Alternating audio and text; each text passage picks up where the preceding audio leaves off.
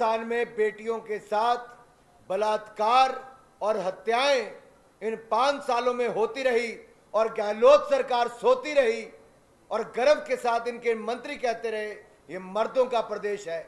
शर्म के साथ ऐसे मुख्यमंत्री को आज से कुछ साल पहले इस्तीफा दे देना चाहिए था, जिसकी सरकार के चलते कानून व्यवस्था चरमरा गई, एक के बाद दूसरी बेटी की इज्जत लुटती गई और मुख्यमंत्री के सरकारी निवास से 5 किलोमीटर दूर 10 साल के बच्चे के सामने उसकी मां के साथ दुष्कर्म होता है।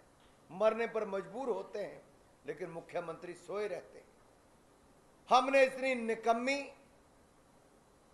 और इतनी सोई हुई सरकार शायद आजाद भारत में 75 वर्षों में कहीं नहीं देखी, जहां 2 लाख आपराधिक मुकदमे केवल महिला अपराध के दर्ज होते हों, 35,000 दुष्कर्म के मामले दर्ज होते हों। ऐसी गहलोत सरकार जहां महिलाओं की अस्मिता की लूट, बच्चियों के साथ दुष्कर्म और हत्या, इसकी खुली छूट, ऐसी गहलोत सरकार ही हो सकती है। और मैं आज ज्यादा ना कहता हूं, केवल इसी विषय पर आपका ध्यान आकर्षित करना चाहता हूं। इससे राजस्थान की छवि धूमिल हुई है, राजस्थान की साख को गिराने का काम हुआ है और राजस्थान ने जो इतने वर्षों में कमाया था उसको गंवाने का काम हुआ है।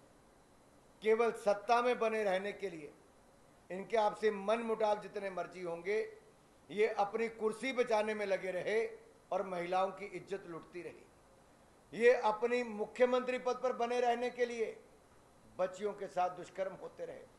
काश पुलिस वालों को खींचा गया होता, कानून व्यवस्था को बनाया गया होता, तो ना जाने कितने लोगों की बच्चियों की जान बच गई होती, दुष्कर्म की घटनाएं रुक गई होती।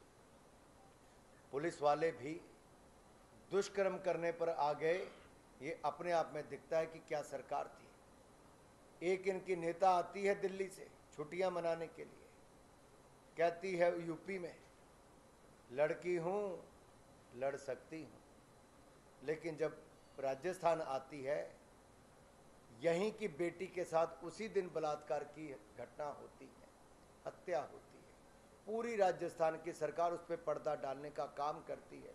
यहाँ के मुख्यमंत्री के नजदीकी अधिकारी यहाँ तक कह देते हैं ऐसी कोई घटना नहीं घटी, लेकिन जब शाम को उनका दौरा पूरा होता है तो मानते हैं कि हाँ ये घटा है। ये कैसे होता है साहब? हमारे राजस्थान में ऐसा कैसे हो सकता है? लेकिन ये एक बार नहीं, बार बार हुआ है। वो भाई बहन आते हैं, कांग्रेस के बड़े नेता पार्लियामेंट में तो प्रवचन देकर आते हैं, बांसवाड़ा आते हैं, लेकिन भीलवाड़ा जहां पर उस बच्ची के साथ दुष्कर्म हुआ वहां के उसके घर नहीं जाते हैं, उस महिला के घर नहीं जाते हैं। क्यों? क्योंकि यहां उनकी अपनी सरकार है। आज राजस्थान की जनता ने मन बनाया है कि इस महिला विरोधी सरकार और ये जो दलित विरोधी सरकार, आदिवासी विरोधी सरकार, ये कांग्रेस की भ्रष्ट सरकार को उखाड़ फेंकेंगे। और ये परिवर्तन संकल्प यात्रा में इतना जो जनसमूह उमड़ रहा है, जो जोश लोगों में दिख रहा है, ये गुस्सा गहलोत सरकार के खिलाफ है और लूट की खुली छूट से मुक्ति पाना चाहते हैं। परिवर्तन यात्रा में बीजेपी की भी एकजुटता नजर नहीं आ रही है, क्या नुकसान होगा इसका? बहुत एकजुटता है साहब, हर जगह अलग अलग जगह पर यात्राएं चल रही, नेताओं की अलग अलग जगह पे ड्यूटियां लगी। आपने राजस्थान के इतने अपराध गिना दिए, मणिपुर के बारे में क्या कहेंगे आप? इसके बारे में मणिपुर में जो हिंसा हो रही है अभी तक थम नहीं रही, उसके बारे में क्या कहेंगे? मैं आपको ये भी अच्छा हुआ आपने सवाल पूछा और मैं आपका धन्यवाद दी। मणिपुर की एक घटना को लेकर विपक्ष संसद से लेकर सड़क तक उतरा। देश के मीडिया ने भी उस विषय को उठाया और प्रधानमंत्री जी ने भी कहा, समाज में ऐसी घटनाएं कहीं पर भी घटे ये मानवता को शर्मसार करती है और कड़ी कार्रवाई उन लोगों के खिलाफ करनी चाहिए जिन्होंने ऐसा घटना को अंजाम दिया।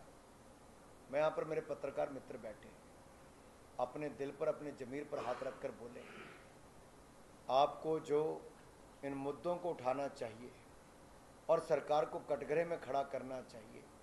क्या यहाँ की सरकार, जिसके मंत्री ये कहें कि मर्दों का प्रदेश है और मुख्यमंत्री हंसे और सीना चौड़ा करके चले, इससे बड़ी शर्मनाक बात क्या?